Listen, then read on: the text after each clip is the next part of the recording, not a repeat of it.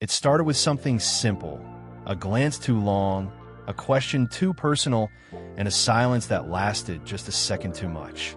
It was the kind of quiet that hums between two people who shouldn't be noticing each other at all. She was my friend's mom, the kind of woman who carried calm like a second skin. Every movement she made seemed unhurried, deliberate, as if she'd learned the art of grace through years of experience and heartbreak she never talked about. The first time it happened was on a warm Saturday morning. I'd come over to help fix her garden gate, something my friend was too lazy to do himself. The air smelled faintly of jasmine, the sun soft through the leaves, and she stood beside me in a loose white shirt and jeans, her hair tied up messily, a few strands falling against her cheek. When I turned to ask for a wrench, our hands brushed light, accidental, but she didn't pull away. Her eyes lifted, dark brown and searching, and in that moment, the air between us shifted. She laughed it off. "You're too kind for helping with this," she said, her voice a little too careful, like she was talking herself out of something. I told her I didn't mind, that I liked helping her. The way her lips pressed together at that response told me she heard what I didn't say out loud. Later, when we took a break on the porch, she poured lemonade into 2 glasses and sat beside me.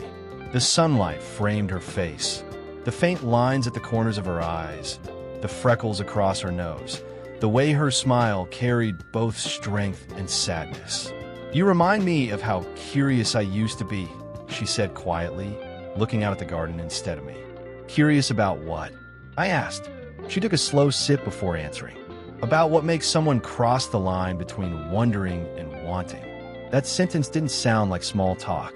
It sounded like an invitation wrapped in hesitation. Her tone was soft, almost playful, but beneath it was something restless, a kind of ache she was trying to hide behind her smile. I should have said something normal, something harmless, but all I could manage was, "Maybe some questions are worth asking." She turned her head then, finally meeting my eyes. The moment stretched, fragile and magnetic, neither of us saying what we were both thinking. The sound of wind through the trees filled the silence, and the world seemed to hold its breath. When she finally stood, her voice was low but steady. "Careful," she said, her gaze lingering for just a heartbeat longer than it should have. "Curiosity has a way of changing things." I smiled faintly, watching her walk away, sunlight tracing the edge of her silhouette. Maybe she was right, but something in me already knew some things are worth changing for. The following days felt strange, quiet, yet charged with. I still went over to my friend's place, but every time, I caught myself noticing her before anything else. The way her voice carried through the hallway when she called for her son. The soft rhythm of her footsteps as she moved through the house. The way sunlight found her face like it knew where it belonged. It wasn't intentional. At least, that's what I told myself. But the air between us felt heavier now. Like every word came with a weight we both silently agreed not to name. That week, she asked me to help her carry a few boxes from the attic. My friend wasn't home, and she assured me it would take just 10 minutes. I said yes before thinking twice. The attic was warm, filled with dust and old memories. Family photos, holiday decorations, forgotten keepsakes, things that spoke of a life she'd lived long before I became part of the story. She reached up for a box on a high shelf, and I instinctively stepped forward to help. Our hands brushed again.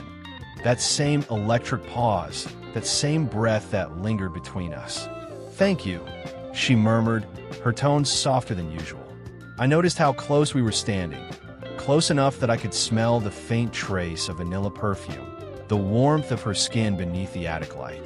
For a heartbeat, neither of us moved. Then she laughed lightly, breaking the tension. "You shouldn't look at me like that," she said, pretending to sort through the box. "Like what?" I asked quietly. Her eyes flicked to mine, a small smile tugging at her lips. "Like you don't know where the line is." I swallowed. Maybe I don't. The silence that followed wasn't uncomfortable. It was loaded, fragile, like a secret we were building together. She sat down on an old wooden chest, brushing dust off her jeans. "You're too young to be caught in someone else's story," she said finally. "You should be out there, finding your own." I sat beside her, careful but deliberate. Maybe the right stories find us when we're not looking. She looked at me then, really looked. There was a flicker of conflict in her eyes, but also something softer. Something that made the world shrink until it was just the two of us, breathing the same thin air in that attic. "You talk too much for your own good," she said finally, her lips curving into a faint smile that didn't quite reach her eyes. "Maybe," I replied, holding her gaze, "but you don't stop listening." That made her pause. A small, barely there laugh escaped her, but it faded as fast as it came. She stood, brushing off her hands. "We should go before curiosity gets the better of us," she said, almost under her breath. I followed her down the stairs, my pulse steady, but my mind anything but. The distance between us had never felt so thin or so dangerous. And somehow, that made it even harder to stay away. After that day in the attic, everything between us began to move in quiet, deliberate patterns, a rhythm only the two of us could hear. She didn't avoid me, but she didn't seek me out either. Our conversations became shorter, safer. Yet behind every polite smile and casual word, there was a current neither of us dared to speak aloud. I tried to act normal. I told myself it was nothing, that it was all in my head. But every time I walked into that house, my pulse betrayed me. I could sense her before I even saw her. The faint scent of her perfume drifting down the hallway, the soft clink of dishes in the kitchen, the way she'd glance up just as I entered the room, like she felt it too. One afternoon, I came over to help my friend with a project. He left early for practice, promising to be back soon. That left me alone in the kitchen, where she stood at the counter, cutting fruit for what looked like no one in particular. "You don't have to keep helping him, you know." She turned off the tap and dried her hands slowly, her movements graceful, controlled. Then, without meeting my eyes, she said, "You don't know what you're doing." I took a step closer. "Maybe I do." That made her look up. Her gaze held mine for a long, silent moment. Long enough to make every breath feel heavier. Then she smiled faintly, almost sadly. "You remind me of someone I used to know," she said, her voice quieter now. "Someone who used to believe in things that didn't last." I wanted to ask what she meant, but before I could, the front door opened. My friend's voice filled the hallway, snapping the tension like glass breaking. She turned away instantly, sliding back into the role of mother, polite and composed. But as I passed her to leave, her fingers brushed mine for just a second. Fleeting, deliberate, impossible to mistake. It wasn't a promise. It wasn't an invitation. It was a warning wrapped in warmth. And somehow, that made me want her even more. The distance between us had become its own kind of language, spoken in glances, pauses, and the things we refused to say. I told myself I'd keep it simple, that I'd stop letting small moments feel like something bigger. But one night, everything cracked. It started with rain, the kind that made the world sound softer, steady, rhythmic, impossible to ignore. My friend had gone out, and I'd come by to drop off something he'd forgotten. When I knocked, it was her who opened the door, wrapped in a pale sweater that looked too big for her, sleeves rolled to her wrists, hair loose around her face. She smiled faintly. "He's not here." "I know," I said. "He told me to bring this by." I handed her the small notebook, but she didn't take it right away. Her gaze lingered on my face a little longer than usual. Then she stepped aside. "Come in. You'll get soaked." Inside, the air smelled like coffee and rain. The house was quiet except for the ticking clock and the sound of drops against the window. She set the notebook on the table, then turned back to me. "You always show up when it rains," she said with a small smile. "Maybe the rain just makes everything feel slower." She looked at me like she wanted to say something, but didn't. Instead, she poured coffee into 2 mugs and handed me one. Our fingers brushed, and even that light touch felt like a confession. For a long time, neither of us spoke. The silence wasn't awkward. It was heavy, dense with meaning. I could feel her trying to keep the line between us clear, but I could also feel how thin it had become. Then she said quietly, "You make things complicated, you know that?" I looked up from my mug. "Only because you pretend they aren't." Her breath caught, a tiny sound barely there but enough. She leaned back against the counter, her expression unreadable. "You think this is a game, don't you?" "No," I said, stepping closer. I think it's the first honest thing that's happened to either of us in a long time. She shook her head slowly, but she didn't move away. You don't understand what you're asking for. Then explain it to me. Her eyes softened, something breaking through her composure. A flicker of pain, maybe longing.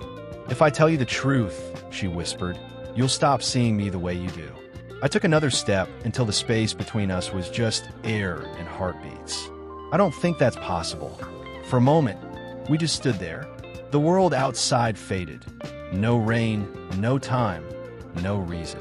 Just her eyes, the quiet tremor of her breath, and the weight of everything we weren't supposed to feel. Then she said it, the thing that changed everything. I think about you more than I should. The words were fragile, almost drowned by the rain. But once they were out, there was no taking them back. And neither of us wanted to. After that confession, the air between us changed. It wasn't silence anymore. It was a pulse, a rhythm we both felt but tried not to move to. Every look, every pause, every accidental touch seemed louder than words. Days passed, but her voice from that night echoed in my mind. Asterisk, I think about you more than I should. Asterisk, it played over and over, soft but relentless, like a song I couldn't turn off. That weekend, my friend invited me to help his mom rearrange some furniture while he was out of town. It was supposed to be simple, just a few hours, maybe coffee after. But when I arrived, the house felt different. The late afternoon sunlight poured through the curtains, and the air was thick with warmth and the scent of vanilla candles. She was standing by the living room window, wearing a loose white blouse and jeans, her hair tied up with a few strands falling free. You didn't have to come, she said gently. I wanted to. She smiled faintly, that same smile that never quite hid what she was feeling. We started moving things around, laughing at how heavy the table was, how stubborn the old carpet seemed. But even through the small talk, there was an undercurrent, the quiet awareness of what we weren't saying. At one point, while lifting a box together, our hands touched, skin against skin, and neither of us let go right away. Her pulse trembled beneath her wrist, and I knew she felt it too. We sat down afterward, both of us pretending to need a break. She poured 2 glasses of water, passing one to me without meeting my eyes. The room was quiet, sunlight slipping lower, turning everything golden. Do you regret what you said? I asked softly. Her hand froze halfway to her lips. Regret, she repeated. No, I just wish I hadn't said it out loud. What? She looked at me then, and I saw it, the battle between right and want. Because it made everything real. I leaned forward slightly, my voice low. It already was. Something flickered in her expression. Fear, maybe desire, maybe both. She set her glass down and turned away, her fingers trembling slightly. You should go before it gets dark. I don't want to. Her breath caught, and she finally faced me again. You think this is easy for me? That I don't ask myself what this means every time you look at me that way? I didn't answer. I just stepped closer until I could see the reflection of the sunset in her eyes. Then stop asking, I said quietly. She stood still, her heart beating so fast I could almost feel it. But as I walked out into the fading light, her voice followed me, trembling and soft. Sometimes I wish you wouldn't listen when I tell you to leave. The days that followed were heavy with silence. Not the kind that fades, but the kind that lingers like perfume on skin long after it's gone. We didn't speak. Not in person, not over messages. But I knew she was thinking about me because I couldn't stop thinking about her. Every ordinary moment, a passing car, the smell of her favorite coffee, the hum of the evening, felt like a reminder. I told myself I needed to move on, that she'd made her choice. But the truth was, I'd already fallen too deep to climb back out. One evening, I saw her again. It wasn't planned. I was jogging past the park near her house when I noticed her sitting on a bench, reading. She looked calm, peaceful, until she saw me. The book lowered slowly, and her lips parted as if she'd forgotten how to breathe. Hey, I said, trying to sound casual. Hey, she replied, but her voice betrayed her. It trembled just slightly. For a long moment, neither of us said anything.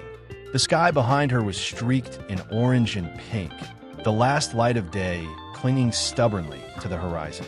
I sat down at the other end of the bench, leaving a respectful space between us. But space didn't matter. The pull was still there. "I didn't think I'd see you," she said after a while. "I wasn't sure if you wanted." She let out a soft, tired laugh. Wanting and doing are very different things. I glanced at her, really looked at her. There were faint shadows under her eyes, the kind you get when you spend too many nights thinking instead of sleeping. "Then tell me which one wins," I said quietly. She looked at me, and in her eyes was everything she'd been holding back: fear, guilt, longing, and something warmer than both. "Neither," she whispered. "That's the problem." The wind shifted slightly, brushing her hair across her face. Without thinking, I reached out and tucked a strand behind her ear. Her breath caught, and for a moment, her eyes closed, as if trying to hold on to that single touch. "You make it so hard to do the right thing," she said. "Maybe the right thing isn't what we think it is." She smiled sadly. "That's the kind of thing only someone your age would say." "Maybe," I said, "but it doesn't make it less true." There was a pause, long, fragile, full of everything we wanted but couldn't name. Finally, she stood up, brushing invisible dust from her skirt. "I should go." I rose too. "You don't have to." She hesitated, looking at me like she was memorizing something she knew she'd lose. "I do," she said softly, "but that doesn't mean I want to." Then she turned and walked away, her figure fading slowly into the dusk. I stood there long after she was gone, the air still carrying her perfume, her words, her silence. For the first time, I realized love isn't always about being together. Sometimes, it's about staying apart for the sake of what's left unbroken. But the ache in my chest whispered otherwise. Weeks passed. Time, it seemed, had learned to crawl. Every day was quieter than the last, and yet her absence filled everything. The sound of the kettle, the empty stretch of morning, the stillness before sleep. It was as if she'd left a version of herself behind, one that lived in every space she'd ever touched. I told myself it was over, that what happened, or almost happened, was something to be buried beneath reason. But the truth kept resurfacing in the smallest moments. The scent of her shampoo on a passing stranger, a melody on the radio that sounded like her laugh, even the echo of her voice in my head when I walked past the park. One rainy afternoon, as I was packing up from work, I saw her name flash on my phone. For a second, I couldn't breathe. I hesitated, thumb hovering over the screen, before finally answering. "Hey," she said softly, that same gentle tone that once felt like home.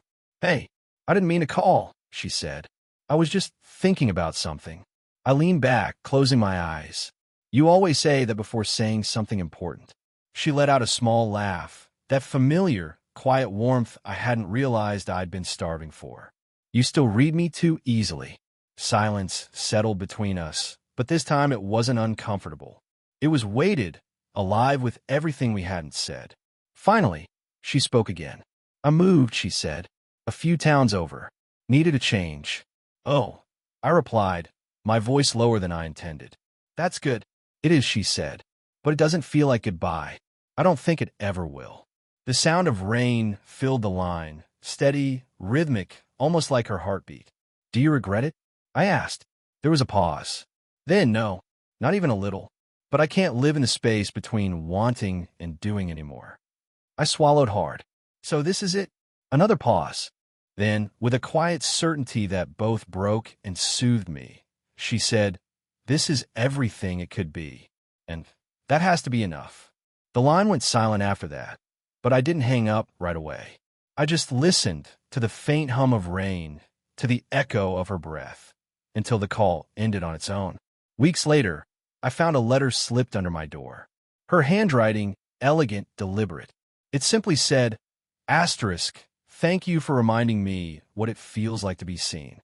Asterisk. That night, I stood by my window, watching the streetlights blur in the drizzle.